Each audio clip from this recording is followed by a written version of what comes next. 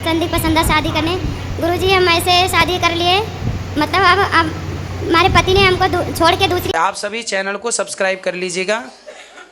जो भी यूट्यूब पर देख रहे हैं चैनल को सब्सक्राइब कर लीजिए और शेयर कीजिएगा। राधे राधे दोस्तों, स्वागत है आपका हमारे यूट्यूब चैनल रिएक्शन में। उषा में बात करेंगे हम आज ऐसी महिला की जो कि पंडाल में आती है और कहती है, गुरुजी मैंने अपनी मर्जी से लव मैरिज की और अब हमारे पति ने हमें धोखा दे दिया। कुछ दिन बाद उन्होंने किसी और लड़की से शादी कर ली, उसी के साथ रहते हैं। तो बताइए गुरुजी अब हम क्या करें। तो दोस्तों आइए देखते हैं इस वीडियो को कि इस विषय में गुरुजी क्या समझाते हैं। बने रहिए हमारे साथ इस वीडियो के अंत तक, क्योंकि आज का वीडियो बहुत ही इंटरेस्टिंग होने वाला है। तो आइए देखते हैं वीडियो। जय श्रीमन नारायण गुरुजी। जय श्रीमन नारायण। दासी सुनीता के आपके चरणों में कोटि कोटि प्रणाम। खुश रहिए, सुखी रहिए। गुरुजी हमको कोई मतलब वो क्वेश्चन नहीं है, सारे क्वेश्चन आपके मिल जाते हैं। कथा सुनती हूँ आपकी, सन 2020 से मैं जुड़ी हूँ। हाँ। और गुरुजी आप जो ये बताते हैं कि मतलब पसंदा शादी करने। गुरुजी हम ऐसे शादी कर लिए, मतलब अब हमारे पति ने हमको छोड़ के दूसरी शादी कर ली है, तो हमको क्या करना चाहिए गुरुजी अब? बैठिए बैठिए। पति ने दूसरी शादी कर ली? यस गुरुजी। तो बैठो। तो आपने पति को समझाया नहीं? गुरुजी वो मेरा कहना ही नहीं मानते हैं। कहाँ है पति? पति जी दिल्ली रहते हैं, हम भी तो दिल्ली। कंप्लेंट कर सकते हैं आप। पत्नी के होते हुए कोई दूसरा विवाह कैसे कर सकता है? कंप्लेंट कर सकते हैं आप। गुरुजी मेरी माँ सास ससुर कोई मेरे साथ ही नहीं है। मैं सुंदरकांड करती हूँ तो वो बोलती हैं तुम सुंदरकांड करती हो, इसीलिए उल्टा पुल्टा सब हो रहा है। लो, पति दूसरी शादी कर ले तो उसमें सुंदरकांड दोषी है?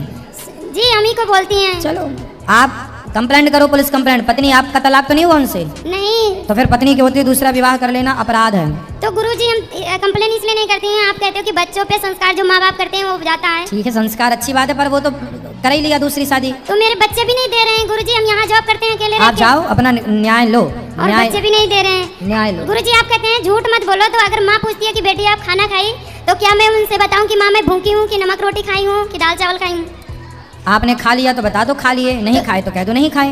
तो इसमें झूठ नहीं हो जाएगा? क्या झूठ होगा? आप हमसे पूछो कि महाराज जी खाए कि नहीं खाए। हमने खाया होगा तो कह देंगे खाए हैं, नहीं खाया होगा तो कह देंगे नहीं खाए। तो सिंपल। माँ और क्वेश्चन करती है कि क्यों नहीं खाई, क्या वजह है, क्या तो परेशानी? बता दो कि दिक्कत चल रही है, माँ को बताओ अपनी सारी प्रॉब्लम।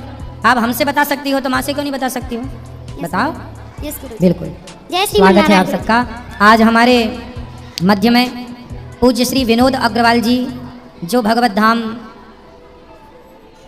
अभी वर्तमान में जो भगवान के चरणों में विराजे हैं, श्री पूज्य विनोद अग्रवाल जी, कुछ ही वर्ष पूर्व उनका शरीर पूरा हुआ और वो भगवत धाम चले गए। लेकिन जाने के बाद भी उन्होंने हमें सुंदर सुंदर भजनों का भाव देकर गए, सुंदर सुंदर हम सबके लिए प्रेरणा देकर के गए। और आज उन्हीं की याद में, आज उन्हीं की स्मृति में उनका परिवार और उनका परिकर आज श्रीधाम वृंदावन की परिक्रमा लगा रहे हैं। और उसी परिक्रमा के मध्य आज गौरी गोपाल आश्रम आप आए। आपका बहुत बहुत स्वागत, बहुत बहुत वंदन, सबका बहुत बहुत अभिनंदन। आप लोगों ने दर्शन किया वृद्ध माँ का, प्रसादी का। पूज्य विनोद अग्रवाल जी के सुपुत्र आप विराजे हैं, क्या शुभ नाम लिखते हैं? जितिन जी, जतिन अग्रवाल जी, आपकी बहन भी हैं, आपका परिवार भी है।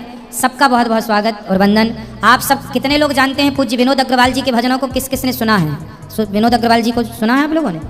हम सब ने सुना है, ऐसा कोई नहीं है शायद जो ना सुना हो। और दिव्य विभूति, वो मनुष्य रूप में ना, ये सब लोग अवतारी लोग होते हैं जो किसी अच्छे कार्य को करने आते हैं, अच्छा कार्य करके अपने निज धाम चले जाते हैं। भक्ति का प्रचार प्रसार करने के लिए वो अवतार लिए और अपना कार्य पूरा करके भगवत धाम चले गए। उनका एक सुंदर सा भाव मैंने सुना और वो भाव बहुत बढ़िया तरीके से वो गाते थे। उनकी कोई नकल भी नहीं कर सकता, मतलब इस तरह से उनके, अब क्या है, शब्दों की नकल कर भी ले, ताल और सुर की नकल कर भी ले, तो भाव कहाँ से लाएगा भाई? शब्द तो चोरी कर सकता है कोई, ताल सुर भी वही हो सकती है, लेकिन भाव क्या है? भावग्राही जनार्दना, भाव कहाँ से लाएंगे? तो जो श्री पूज्य विनोद अग्रवाल जी के भाव थे वो तो केवल उनके द्वारा ही प्रकट होते थे और वो संभव नहीं है। युग पुरुष हैं, आते हैं और हम सबको सही मार्गदर्शन देते हैं। भजनों के माध्यम से उन्होंने सब कह दिया। उन्होंने कहा, पूज्य बिंदु जी का पद गाते थे बड़े भाव से। देखो पद तो पहले भी हम लोग सुनते थे, लेकिन इतने अच्छे ढंग से उन्होंने जो किया, गाया, वो अद्भुत। उनकी पुस्तिका भजन की भी हमारे पास पहुंची है और उनके बड़े भैया हैं, जो छोटे भैया हैं, बॉम्बे रहते हैं, हाँ चाचा, वो आए थे और उनके माध्यम से चर्चा हुई। और उस पुस्तिका में भी ये पद लिखा है, उनका भाव कि कन्हैया को एक रोज रोकर पुकारा, कृपा पात्र किस दिन बनूंगा तुम्हारा।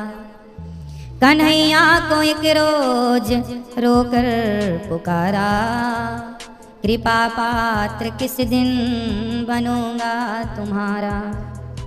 कितना सुंदर वो गाया करते थे और कितना सुंदर उनका भाव था। गाते गाते वो रोया करते थे और वो आंसू जो थे ना, वो आंसू जो टपकते थे उनकी आंखों से प्रेम में, वो किसी भक्त के ही आंसू हो सकते हैं जब व्यक्ति भाव में डूबता है और भगवान के प्रेम में, मतलब वो रियल प्रेम था उनका। एक सच्चा, आप बड़ भागी हैं कि आपने ऐसे महापुरुष के घर में जन्म लिया और उनके पुत्र होने का सौभाग्य आपको मिला। और हमारा भी सौभाग्य है कि हम भी उनको प्रत्यक्ष रूप में तो देखिए उस समय नहीं थे वृंदावन में हम, पर सुना करते थे, प्रत्यक्ष तो दर्शन नहीं हो पाया, पर यूट्यूब पर लाइव प्रोग्राम जब चलते थे तो दर्शन हो ही जाता था। लेकिन आपका दर्शन हो गया तो ऐसा लग रहा कि पूज्य महाराज जी का दर्शन हो गया। और आप सब बड़े भाग्यशाली हैं और वो दिव्य पुरुष थे, युग पुरुष। ऐसे लोग कभी कभी आते हैं किसी सुंदर कार्य के लिए और सुंदर कार्य करके अपने निज धाम चले जाते हैं। ऐसे पूज्य महाराज जी की स्मृति में, पूज्य श्री विनोद अग्रवाल जी की स्मृति में आज वृंदावन की परिक्रमा आप और आपका पूरा परिकर लगा रहा है। बहुत बहुत शुभकामनाएं आप सबके लिए। उनकी लाइनें जो हैं वो मैं आपको गुनगुना दूँ तो उनकी तरह तो मैं नहीं गा सकता, उनकी तो बात ही अलग है। कन्हैया को एक रोज रोकर पुकारा, कृपा पात्र किस दिन बनूंगा तुम्हारा। मेरे साथ होता है प्रतिक्षण तमाशा, है आँखों में आंसू और दिल में निराशा। कई जन्मों से पथ पे पलकें बिछाई, न पूरी हुई एक भी दिल की आशा। सुलगती विरह की करो आग ठंडी, भटकती लहर को दिखा दो किनारा। कन्हैया को एक रोज रोकर पुकारा, कृपा पात्र किस दिन बनूंगा तुम्हारा। ये पूज्य बिंदु जी का पद है, श्री बिंदु जी ने लिखा है। लेकिन जब उन्होंने गाया तब इस पद को सबने सुना उनकी ही वाणी से। बहुत सारे पद ऐसे थे जो महापुरुषों ने लिख तो दिए थे लेकिन उन्हें कोई सुनता नहीं था। लेकिन पूज्य श्री विनोद अग्रवाल जी के माध्यम से बहुत सारी बातें, जैसे एक और पद मुझे बहुत अच्छा लगा उनका, जो मैं शायद अभी तक मुझे ये नहीं पता कि उस पद को लिखा किसने है, पर चूंकि आपके श्रीमुख से सुना इतना अच्छा लगा कि शब्द नहीं है हमारे पास ये कहने के लिए। थैंक यू, धन्यवाद करने के लिए भी शब्द कम है हमारे पास। मतलब जो महापुरुषों की वाणी थी, जो सोई थी किसी पन्ने में नीचे, पुस्तकों में नीचे दबी थी, पद दबे थे, उन्हें आपने खोज कर निकाला और समाज को परोसा और हम सब ने उस सबका लाभ लिया। तो देखा दोस्तों कि आज की वीडियो में जैसे उस लड़की ने कहा कि गुरुजी हमने अपनी मर्जी से लव मैरिज की और आज हमारे पति ने दूसरी शादी कर ली है और उसी के साथ रहता है। तो इस विषय में गुरुजी ने हमारे यही समझाया कि जब आपने अपनी मर्जी से शादी की है तो आपको भी भुगतना है। इसीलिए कहते हैं कि माँ बाप अगर आपके लिए कोई बर देखेंगे तो अच्छा ही देखेंगे और सही देखेंगे। और अगर आपने लव मैरिज अपनी मर्जी से शादी की है, माँ बाप पर ध्यान नहीं दिया कि हमारे माँ बाप क्या चाहते हैं, तो उसी का भुगतान तो आपको खुद ही भुगतना पड़ता है। तो आजकल की बेटियों को चाहिए या बेटों को चाहिए कि या तो अपना भला सही सोचे और अगर नहीं सोच पा रहे हैं तो माँ बाप के ऊपर छोड़ दें। तो दोस्तों आज की वीडियो अगर आपको अच्छी लगी हो तो आप हमें कमेंट बॉक्स में कमेंट करके ज़रूर बताएं। और हाँ, अभी तक अगर आपने हमारे चैनल को सब्सक्राइब नहीं किया है तो हमारे चैनल को सब्सक्राइब करें, हमारे वीडियो को लाइक करने, बेल वाला बटन दबाना बिल्कुल ना भूलें, कमेंट में राधे राधे लिखना ना भूलें। मिलेंगे किसी ऐसी ही अन्य वीडियो के साथ, तब तक के लिए राधे राधे।